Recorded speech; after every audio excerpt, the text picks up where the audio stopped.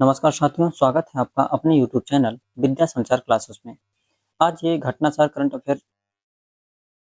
Affair का अगला class होगा। पिछले क्लास अगर आप लोगों ने नहीं देखा है तो प्लेलिस्ट बना दी गई है, आप लोग जरूर एक बार देखिए। किसी भी आने वाले एग्जाम के लिए करंट अफेयर बहुत महत्वपूर्ण है। हम लोग इम्पोर्टेंट करंट अफेयर को देखेंगे। तो आइए देखते हैं। पहला करंट अफेयर है, पंचायत एडवांसमेंट इंडेक्स 2.0 का शुभारंभ। क्या है? ग्रामीण विकास को डेटा आधारित और प्रभावी बनाने की दिशा में एक महत्वपूर्ण कदम उठाते हुए पंचायती राज मंत्रालय ने पंचायत एडवांसमेंट इंडेक्स 2.0 का शुभारंभ किया। कहाँ किया गया है? नई दिल्ली में स्थित डॉक्टर अंबेडकर अंतर्राष्ट्रीय केंद्र में आयोजित 2 दिवसीय राष्ट्रीय राइट्स वॉक के दौरान की गई। कब की गई? 26 से 27 मई 2025 को की गई। इस पहल का उद्देश्य क्या है? उद्देश्य है ग्राम पंचायतों को स्थानीय सतत विकास लक्ष्यों के अनुरूप बेहतर योजना, निगरानी और शासन के लिए सशक्त उपकरण प्रदान करना। आगे है, सतत विकास लक्ष्यों के अनुरूप इस पहल का उद्देश्य पारदर्शी जवाबदेही ग्रामीण विकास के लिए डेटा संचालित उपकरणों के साथ 2.5 लाख से अधिक ग्राम पंचायतों को सशक्त बनाना।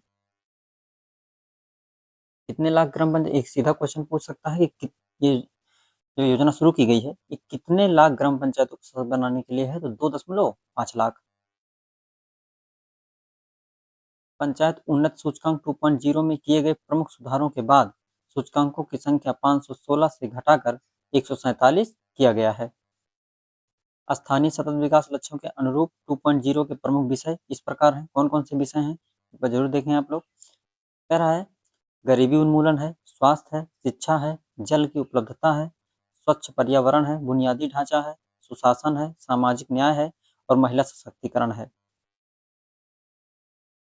अगला करंट अफेयर है, उन्नत क्वांटम प्रौद्योगिकी अनुसंधान केंद्र का उद्घाटन कब किया गया? 27 मई 2025 को। किसने किया? रक्षा अनुसंधान विकास संगठन डीआरडीओ द्वारा किया गया। अध्यक्ष कौन है डीआरडीओ के? समीर बी कामत हैं। और उन्नत क्वांटम प्रौद्योगिकी अनुसंधान केंद्र का मेटकाफ हाउस नई दिल्ली में उद्घाटन किया गया। कहाँ पे? नई दिल्ली में किया गया। इस केंद्र का उद्देश्य क्या है? किसी भी करंट अफेयर में जो उद्देश्य होता है उसको जरूर याद रखिए। कभी कभी सीधा उद्देश्य ही पूछ लेता है एग्जाम में। उद्देश्य भारत में स्वदेशी क्वांटम अनुसंधान को रक्षा एवं रणनीति लक्ष्यों के लिए आगे बढ़ाना। क्वांटम प्रौद्योगिकी केंद्र में अत्याधुनिक बुनियादी ढांचे से युक्त और भारत को क्वांटम नवाचार में अग्रणी बनाने की दिशा में महत्वपूर्ण कदम है। अगला करंट है, स्टारलिंक को भारत में सैटेलाइट इंटरनेट की सेवा शुरू करने की मंजूरी मिल गई है। कब मिली है? 7 मई 2025 को अमेरिकी उद्योगपति एलन मस्क के स्वामित्व वाली स्टारलिंक कंपनी को भारत सरकार ने सैटेलाइट इंटरनेट सेवाएं शुरू करने के लिए लगभग 3 साल बाद मंजूरी दे दी और कंपनी को ग्लोबल मोबाइल पर्सनल कम्युनिकेशन वाय सैटेलाइट लाइसेंस हेतु लेटर ऑफ इंटेंट LOI जारी किया। स्टारलिंक को दूरसंचार विभाग ने राष्ट्रीय सुरक्षा के सभी 29 कड़े मानकों को स्वीकारने के बाद लेटर ऑफ इंटेंट जारी किया है। अंतिम लाइसेंस कंपनी को सभी शर्तें पूरी करने के बाद मिलेगा। स्टारलिंक के पास वर्तमान में 7,000 से अधिक लो अर्थ ऑर्बिट सैटेलाइट का नेटवर्क है जो भारत में high speed low latency internet उपलब्ध कराएगा। यह लाइसेंस स्टारलिंक को यू भारतीय एयरटेल यूटेलसैट की वनवेब और रिलायंस जियो के बाद सैटेलाइट आधारित इंटरनेट की पेशकश करने वाली तीसरी कंपनी बनेगी। कंपनी ने जियो और एयरटेल के साथ खुदरा साझेदारी भी की है। सेवा प्रदाताओं को डेटा भारत में ही रखना होगा। ये बहुत सही है कि जो भी डेटा स्टोर होगा वो भारत में ही होगा। किसी भी यूजर ट्रैफिक को भारत के बाहर के गेटवे से रूट नहीं किया जा सकेगा। 20% ग्राउंड सेगमेंट का स्वदेशीकरण और 5 वर्षों में करना अनिवार्य होगा। नाभिक आधारित पोजीशन सिस्टम का उपयोग करना होगा। भारत का अपना, जैसे जीपीएस अमेरिका का है वैसे ही भारत का क्या है? नाभिक है। तो इसमें नाभिक का ही उपयोग किया जाएगा। स्टारलिंक वनवेव और जियोसेस के मुकाबले मोबाइल सैटेलाइट इंटरनेट सेवा देने वाली पहली कंपनी बन सकती है, जिससे दूर दराज, ग्रामीण और आपातकालीन क्षेत्रों में भी कनेक्टिविटी संभव होगी। स्टारलिंक को भारत में प्रवेश के लिए जियो और एयरटेल जैसी टेलीकॉम कंपनियों से कड़ी प्रतिस्पर्धा का सामना करना पड़ा। अगला क्वेश्चन है करंट अफेयर का, अरुणाचल प्रदेश से। तो अरुणाचल प्रदेश पूर्वोत्तर का पहला भूतापीय उत्पादन केंद्र। मई 2025 में centre for earth sciences and Himalaya अध्ययन केंद्र ने अरुणाचल प्रदेश के पश्चिम कामेंग जिले के दिरांग में पूर्वोत्तर भारत के पहले भूतापीय उत्पादन कुएं की सफलतापूर्वक खुदाई की। दिरांग क्षेत्र एक मध्यम से उच्च उष्ण भूतापीय क्षेत्र है, जहां जलाशय का तापमान लगभग 115 डिग्री सेल्सियस रहता है, जिसकी भूवैज्ञानिक विशेषताएं कुशल, कम प्रभावी ड्रिलिंग का समर्थन करती हैं।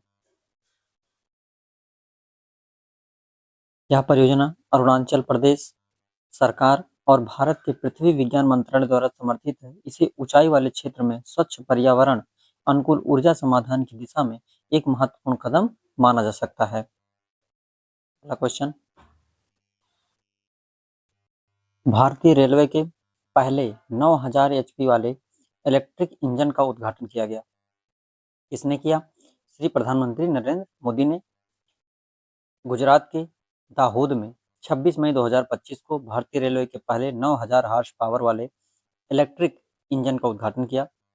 मेक इन इंडिया पहल के तहत सीमेंस इंडिया के सहयोग से विकसित यह शक्तिशाली एकल यूनिट लोकोमोटिव माल परिवहन को क्रांतिकारी रूप से बदलने जा रहा है। इससे भीड़-भाड़, टर्न अराउंड समय, संचालन लागत में कमी आएगी। प्रधानमंत्री मोदी द्वारा हरी झंडी दिखाया गया यह 9000 एचपी इलेक्ट्रिक लोकोमोटिव भारतीय रेलवे के लिए अब तक का सबसे शक्तिशाली एकल यूनिट इंजन है। तो आप लोग ये इंपॉर्टेंट करंट अफेयर है, जरूर याद रखिएगा। तमिलनाडु अंतरिक्ष प्रौद्योगिकी नीति। तमिलनाडु ने अपनी अंतरिक्ष प्रौद्योगिकी नीति लॉन्च की है। तमिलनाडु अप्रैल 2025 में अपनी स्पेस इंडस्ट्रियल पॉलिसी लॉन्च कर आधिकारिक रूप से उन भारतीय राज्यों की श्रेणी में प्रवेश कर लिया है जिनके पास समर्पित अंतरिक्ष क्षेत्र नीतियां हैं। इस नीति का उद्देश्य आर्थिक विकास और रोजगार सृजन को बढ़ावा देना तथा अगले 5 वर्षों में 10,000 करोड़ का निवेश आकर्षित करना। यह पहला राज्य की एरोस्पेस और सैटेलाइट टेक्नोलॉजी में बढ़ती भूमिका को रेखांकित करती है और भारतीय अंतरिक्ष नीति 2023 के तहत देश की व्यापक महत्वाकांक्षाओं के अनुरूप है। 17 अप्रैल 2025 को कैबिनेट ने स्पेस इंडस्ट्रियल पॉलिसी को मंजूरी दी। इस फैसले से तमिलनाडु, कर्नाटक गुजरात की तरह उन राज्यों में शामिल हो गया है जिनके पास निजी अंतरिक्ष क्षेत्र को बढ़ावा देने की रणनीति है। यह निर्णय इन एसपीएसीई के सुझावों के बाद लिया गया है और गैर सरकारी संस्था एनजीई को प्रोत्साहित करने की राष्ट्रीय प्राथमिकताओं के अनुरूप है। आगामी 5 वर्षों में 10,000 करोड़ का निवेश आकर्षित करना तथा 10,000 प्रत्यक्ष और अप्रत्यक्ष रोजगार सृजित करने का लक्ष्य इस नीति के तहत निर्धारित किया गया है। अगला करंट अफेयर है, भारत की पहली क्षेत्रीय भाषा एआई न्यूज एंकर, क्या नाम है इसका? अंकिता नाम रखा गया है। असम किस राज्य का है? असम का है। मुख्यमंत्री हेमंत बिस्वा शर्मा ने 15 मई 2025 को सोशल मीडिया के माध्यम से असमिया में कैबिनेट मीटिंग के मुख्य अंश प्रस्तुत करने के लिए भारत की पहली क्षेत्रीय भाषा की एआई न्यूज एंकर अंकिता का अनावरण किया। सीधा पूछ सकता है, अंकिता जो एआई न्यूज एंकर है किस राज्य ने लॉन्च किया? क्या बताएंगे? असम में।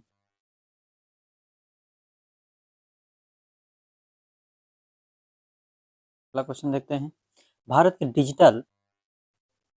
डिजिटल एड्रेस इंफ्रास्ट्रक्चर के लिए ध्रुव नीति। भारत सरकार ने डाक विभाग के माध्यम से ध्रुव नीति दस्तावेज का अनावरण 30 मई 2025 को किया, जो डिजिटल जियोकोडेड एड्रेस इंफ्रास्ट्रक्चर के निर्माण में एक बड़ा कदम है। ध्रुव नीति का उद्देश्य क्या है? देश में एक डिजिटल पता प्रणाली बनाना जो पते की जानकारी को संरचित और उपयोग करने के तरीके को बदल सके। एक मजबूत डिजिटल सार्वजनिक अवसंरचना के निर्माण की दिशा में एक ऐतिहासिक कदम उठाते हुए भारत सरकार के अधीन डाक विभाग ने नीति दस्तावेज जारी किया। ध्रुव का फुल फॉर्म क्या है? Digital hub for reference and unique virtual address. अगला करंट अफेयर है, देश का पहला समर्पित कंटेनर ट्रांसशिपमेंट राष्ट्र को समर्पित। 2 मई 2025 को प्रधानमंत्री नरेंद्र मोदी ने केरल के तिरुवनंतपुरम में विजिंग अंतरराष्ट्रीय डीप वाटर बहुउद्देशीय बंदरगाह, ये पूछा गया था, अभी पेट का एग्जाम हुआ था यूपी में, पूछा गया था बीजिंग अंतरराष्ट्रीय पोर्ट किस राज्य में है? किस राज्य में है? केरल में है। इंपॉर्टेंट है क्वेश्चन एग्जाम की दृष्टि से। राष्ट्र को समर्पित किया। इस बंदरगाह की निर्माण लागत कितना है? 8,800 करोड़ रुपए। यह देश का पहला समर्पित कंटेनर ट्रांसशिपमेंट पोर्ट है। बंदरगाह की प्राकृतिक गहराई वाला ड्राफ्ट लगभग 20 मीटर है, जो विश्व के कुछ चुने हुए बंदरगाहों में पाया जाता है। यह बंदरगाह विश्व के सबसे व्यस्त समुद्री व्यापार मार्गों के निकट स्थित है, जिसे भारत की समुद्र कनेक्टिविटी और प्रतिस्पर्धकता बढ़ेगी। बीजिंग पोर्ट ट्रांसशिपमेंट के लिए भारत की विदेशी बंदरगाहों पर निर्भरता घटाएगा, जैसे कोलंबो और सिंगापुर। यह बंदरगाह माल ढुलाई के समय और लागत दोनों को कम करेगा, जिससे भारत की आर्थिक दक्षता में वृद्धि होगी। भारत की समुद्री सीमाओं के निकट यह बंदरगाह सुरक्षा के दृष्टिकोण से भी अत्यंत महत्वपूर्ण है, विशेष रूप से हिंद महासागर क्षेत्र में भारत की भूमिका को सशक्त करेगा। इंपॉर्टेंट करंट है, आप एक बार इतना जरूर याद रखिएगा कि बीजिंग पोर्ट कहाँ पे है? तो कहाँ पे है? केरल में।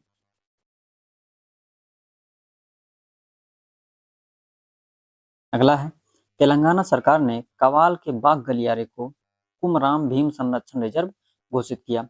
30 मई 2025 को तेलंगाना सरकार ने वन्य जीव संरक्षण अधिनियम 1972, याद रखिएगा वन्य जीव संरक्षण अधिनियम कब आया था? 1972 में, के तहत आदेश जारी कर कवाल टाइगर रिजर्व तेलंगाना में है और ताडोबा अंधारी टाइगर रिजर्व महाराष्ट्र में है। दोनों एग्जाम में याद रखिएगा कि कवाल टाइगर रिजर्व कहाँ है? तेलंगाना में, और ताडोबा अंधारी टाइगर रिजर्व कहाँ है? महाराष्ट्र में। जोड़ने वाला एक महत्वपूर्ण बाघ गलियारे कुमराम भीम संरक्षण रिजर्व।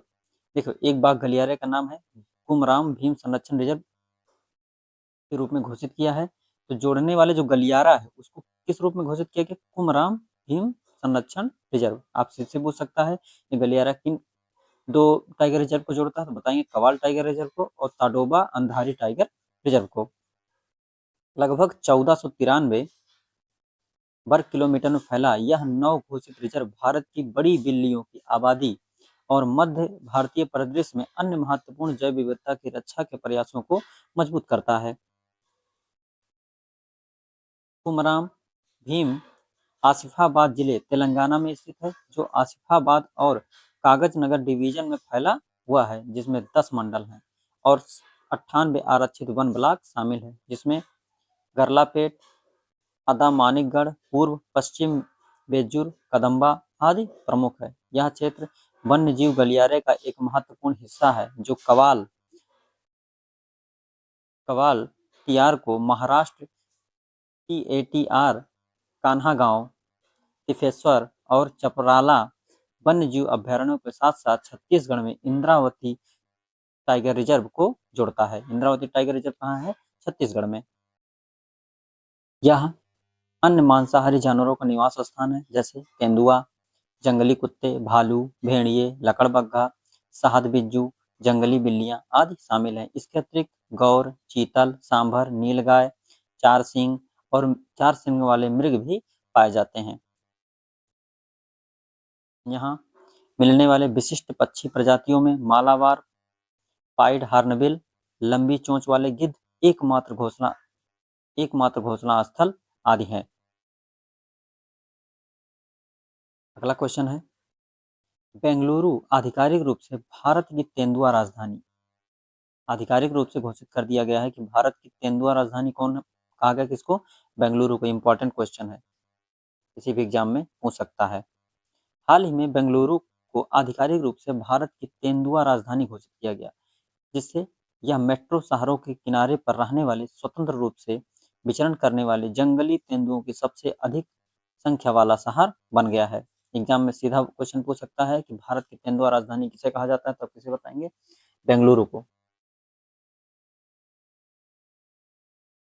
होले मट्टी नेचर फाउंडेशन द्वारा किए गए एक वर्ष लंबे सर्वेक्षण और संरक्षणवादी डॉक्टर संजय गुब्बी के नेतृत्व में किए गए अध्ययन के अनुसार बेंगलुरु के आसपास के जंगलों और झाड़ियों में वर्तमान में लगभग 80 से 85 तेंदुए रहते हैं, जो इन्हें एक दुर्लभ शहरी क्षेत्र बनाता है, जो मुंबई की ज्ञात आबादी 54 से अधिक है।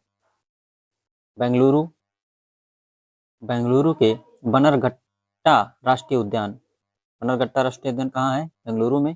तेंदुओं की संख्या लगातार बढ़ रही है, जो कड़ी सुरक्षा और बेहतर शिकार उपलब्धता तथा स्थानीय समुदायों के साथ सह अस्तित्व के कारण संभव हुआ है।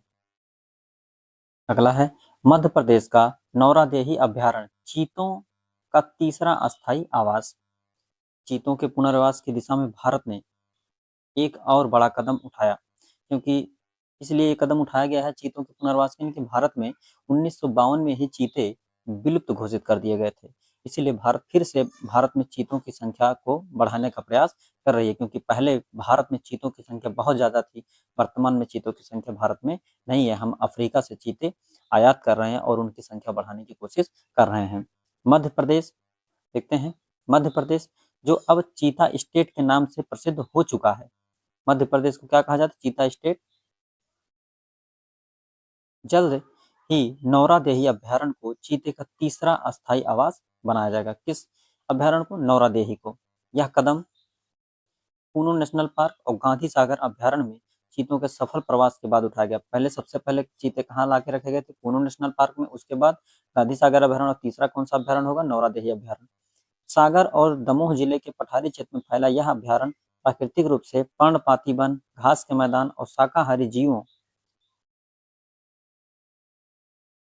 से भरपूर है। यह साल, सागौन, महुआ, बेल, बांस के घने जंगल और चीतों के लिए आदर्श पर्यावरण उपलब्ध कराते हैं। यह क्षेत्र पहले से ही हिरण, जंगली सुअर और अन्य शिकार प्रजातियों से संपन्न है। यही वजह है राष्ट्रीय बाघ संरक्षण प्राधिकरण की टीम ने इसका गहन सर्वेक्षण कर इसे उपयुक्त चीता प्रवास स्थल घोषित किया। नौरादेही अभ्यारण्य में कुल 93 गांव थे, जिनमें 44 गांवों को पहले ही स्थानांतरित किया जा चुका है। शेष 49 गांवों के पुनर्वास की प्रक्रिया भी जारी है। वन विभाग द्वारा मोहली, झापा और सिंहपुर रेंज के 30 किलोमीटर क्षेत्र को चीते के लिए चिन्हित चिन्हित कर बाड़े बंदी का कार्य शुरू हो चुका है। अगला क्वेश्चन है, चिली के राष्ट्रपति की भारत यात्रा कब हुआ। लैटिन अमेरिकी देश चिली, तो ये दक्षिण अमेरिका महाद्वीप का देश है और दुनिया का सबसे लंबा देश है। दुनिया का, चिली जो है दुनिया का सबसे लंबा देश है। यहीं पर एक मरुस्थल पाया जाता है, आटाकामा मरुस्थल, और आटाकामा मरुस्थल जो है वो दुनिया का सबसे शुष्क मरुस्थल है। और इसी आटाकामा मरुस्थल में चिकवी कमाटा एक शहर पाया जाता है, जहाँ से तांबे का उत्पादन किया जाता है। किसका, तांबे का और चांदी का। चिली के जो राष्ट्रपति भारत में आए हैं उनका नाम है ग्रैम्बियल बोरिक फोंट ने भारत की राजकीय यात्रा की कब की, 1 से 5 अप्रैल 2025 को की। प्रधानमंत्री मोदी ने मेहमान राष्ट्रपति का स्वागत हैदराबाद हाउस में किया, जहां आर्थिक संबंधों को मजबूत करने की दिशा में महत्वपूर्ण द्विपक्षीय वार्ता दोनों नेताओं में हुई। अत्याधुनिक प्रौद्योगिकी आधारित उद्योगों जैसे सौर ऊर्जा, सेमीकंडक्टर व रोबोटिक्स में उपयोग किए जाने वाले बहुमूल्य खनिजों के खनन व उत्पादन में सहयोग पर चर्चा वार्ता में की गई। कॉपर व लिथियम उत्पादन में विश्व का अग्रणी देश चिली। कॉपर और लिथियम उत्पादन में कौन सा देश अग्रणी है, चिली है। इन क्षेत्रों में भारत के साथ सहयोग करने के लिए तैयार है। वर्तमान में चिली इन खनिजों का सबसे बड़ा आयातक चीन है। चिली से जो इन खनिजों का सबसे बड़ा आयातक देश है वो चीन है। दोनों देशों के बीच द्विपक्षीय व्यापार 2020 में 1545 करोड़ था, जो बढ़कर 2024 में 3843 करोड़ हो गया।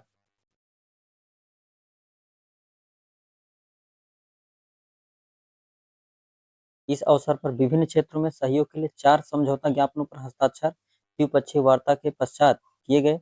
अंटार्कटिका सहयोग पर आशय पत्र व भारत चिली सांस्कृतिक आदान प्रदान कार्यक्रम संबंधी समझौता इसमें शामिल है। अगला करंट अफेयर है, श्रीमद् भगवद गीता और नाट्यशास्त्र यूनेस्को की मेमोरी ऑफ वर्ल्ड रजिस्टर में शामिल किए गए हैं। कौन कौन है? श्रीमद् भगवद गीता और नाट्यशास्त्र। 17 अप्रैल 2025 को यूनेस्को ने भारत के धर्म ग्रंथ भगवद गीता और भरत मुनि रचित नाट्यशास्त्र की रचना किसने की? भरत मुनि को इस वर्ष यूनेस्को के विश्व स्मृति रजिस्टर में शामिल किया गया है। इस वर्ष यूनेस्को के विश्व स्मृति रजिस्टर में 72 देशों और 4 अंतर्राष्ट्रीय संगठनों के कुल 74 नई पांडुलिपियों को शामिल किए गए, जिससे वैश्विक स्तर पर इन संग्रहों की कुल संख्या 570 हो गई है। 5 विदेशी विश्वविद्यालयों के कैंपस भारत में खुलेंगे। कौन कौन से हैं? राष्ट्रीय शिक्षा नीति 2020 के अनुसार देश में उच्च शिक्षा को बढ़ावा देने के लिए विदेशी विश्वविद्यालयों के परिसर देश में स्थापित करने की अनुशंसा के बाद ऑस्ट्रेलिया की वोलोंगोंग व डीकन यूनिवर्सिटी के परिसर गांधीनगर में संचालित होंगे। गांधीनगर को और किस नाम से जाना जाता है? गिफ्ट सिटी कहा जाता है। जबकि ब्रिटेन की साउथहैम्पटन यूनिवर्सिटी के गुरुग्राम स्थित परिसर में शैक्षणिक कार्यक्रम जुलाई 2025 में प्रारंभ होने की संभावना है। ब्रिटेन का भी नई शिक्षा नीति 2020 के तहत यूनिवर्सिटी कैंपस परिसर खोल रही है। कहाँ पे? गुरुग्राम में। ये शैक्षणिक कार्य कब से शुरू कर दिया जाएगा? 2025 से। जुलाई 2025 से शुरू हो गया है। इसके बाद 5 अन्य विदेशी विश्वविद्यालयों को भारत में परिसर स्थापित करने के लिए आशय पत्र विश्वविद्यालय अनुदान आयोग ने मई 2025 में जारी किए, जबकि कुछ अन्य विश्वविद्यालयों के प्रस्ताव यूजीसी में विचाराधीन हैं। जिन विश्वविद्यालय के प्रस्तावों को यूजीसी का अनुमोदन प्राप्त हो चुका है उसमें शिकागो स्थित Illinois institute of technology, university of Liverpool UK का है, फिर वेस्टर्न सिडनी यूनिवर्सिटी ऑस्ट्रेलिया का, विक्टोरिया यूनिवर्सिटी ऑस्ट्रेलिया की तथा इंस्टीट्यूटो यूरोपीय डी डिजाइन इटली का है, शामिल है इसमें। भारत में प्रस्तावित इन परिसरों में 2026-27 सत्र में कार्य शुरू होने की संभावना है। इन विदेशी विश्वविद्यालयों में Illinois institute of technology Bharat में कैंपस स्थापित करने वाली पहली अमेरिकी यूनिवर्सिटी बनने जा रही है। इस विश्व एग्जाम में सीधा क्वेश्चन पूछ सकता है कि भारत में कैंपस स्थापित करने वाली पहली अमेरिकी यूनिवर्सिटी कौन सी होगी? तो आप याद रखिएगा इलिनोइस इंस्टीट्यूट ऑफ टेक्नोलॉजी।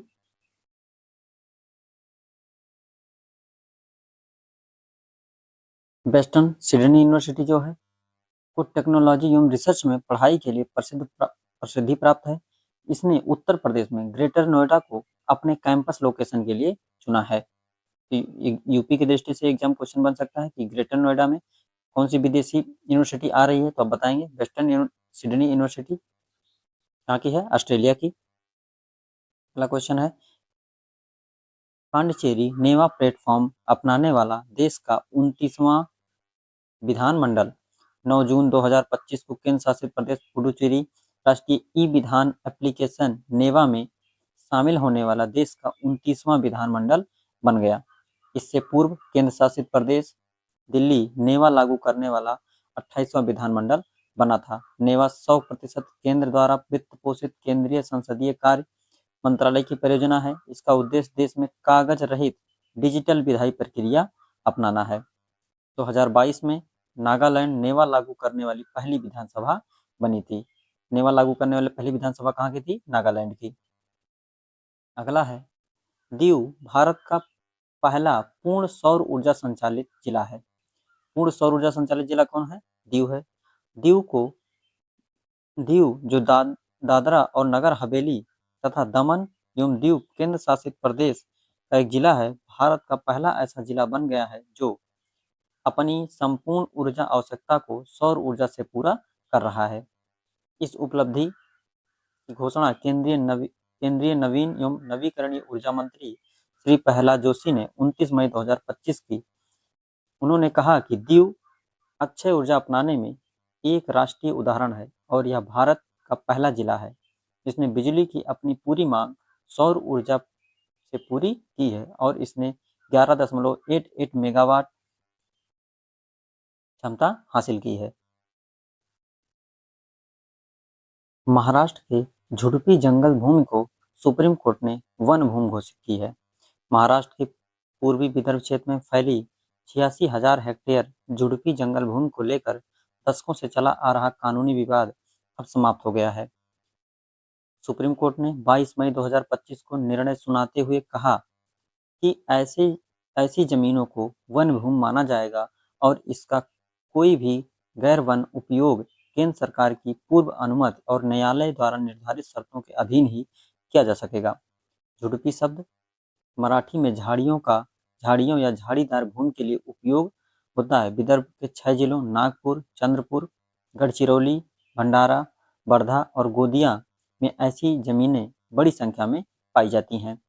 ये भूमि आमतौर पर चराई, सार्वजनिक उपयोग, स्कूल, पाइपलाइन और कृषि कार्यों के लिए प्रयोग होती रही हैं।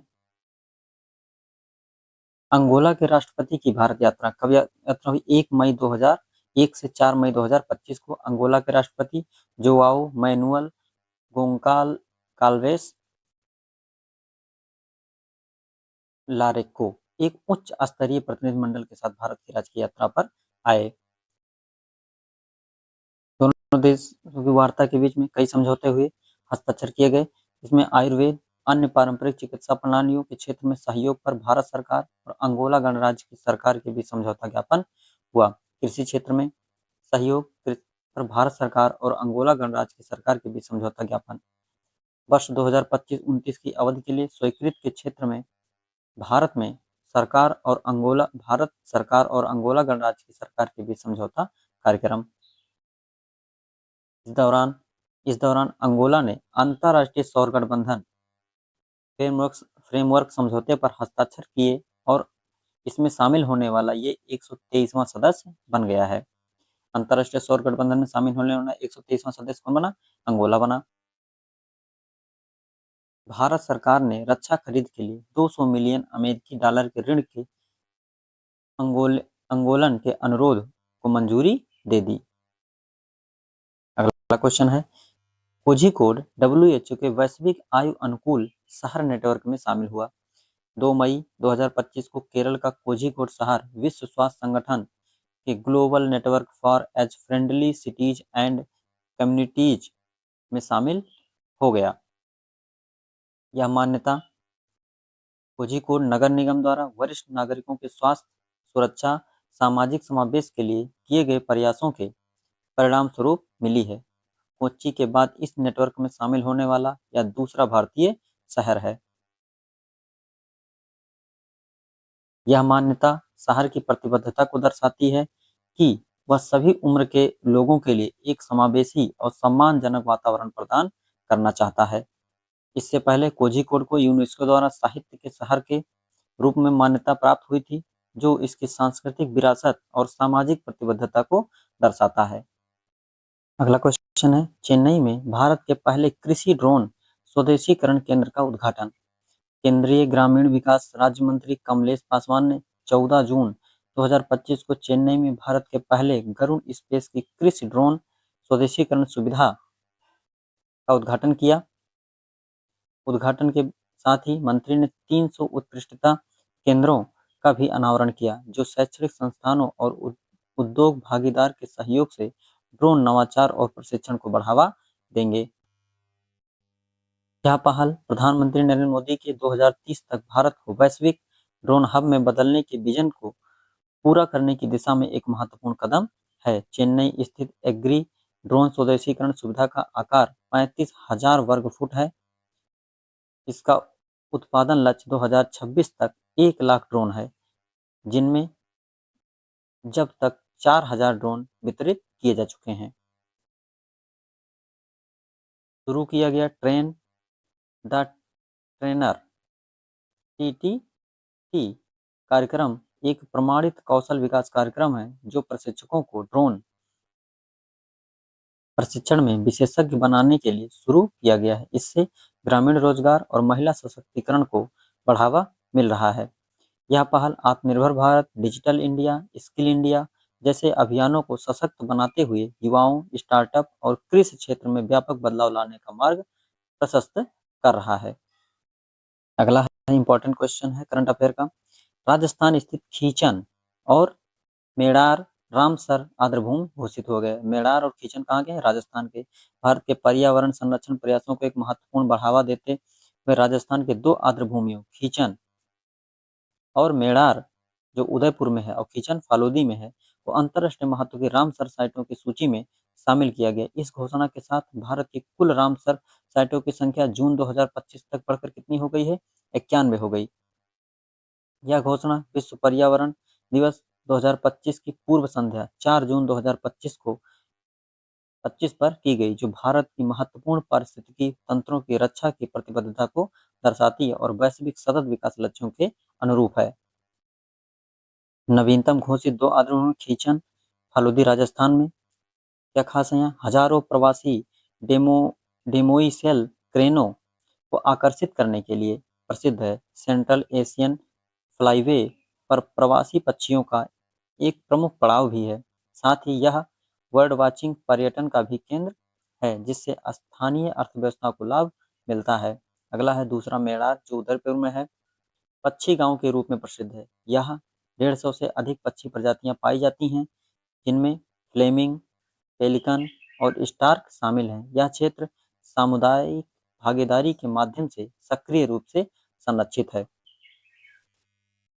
अगला करंट अफेयर है।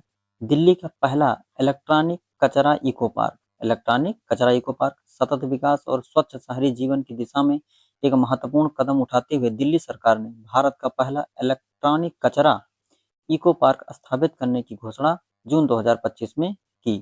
यह अत्याधुनिक सुविधा उत्तरी दिल्ली के कोलंबी कला क्षेत्र में बनाई जाएगी। इसे सर्कुलर इकोनॉमी की दिशा में एक राष्ट्रीय मॉडल के रूप में विकसित किया जाएगा। इसकी घोषणा 9 जून 2025 को दिल्ली के पर्यावरण मंत्री मजिंदर सिंह सिरसा ने दिल्ली राज्य औद्योगिक और बुनियादी ढांचा विकास निगम के अधिकारियों के साथ एक उच्च स्तरीय बैठक के बाद की। यह सुविधा प्रत्येक वर्ष 51,000 टन ई कचरे को संसाधित करने की क्षमता रखेगी, जो ई वेस्ट प्रबंधन नियम 2025 में सूचीबद्ध 106 श्रेणियों के कचरे को कवर करेगी। आशा करता हूँ कि करंट अफेयर की वीडियो की क्लास आप लोगों को पसंद आई होगी। चैनल पर नए हैं तो लाइक कर दीजिए और सब्सक्राइब कर दीजिए। धन्यवाद।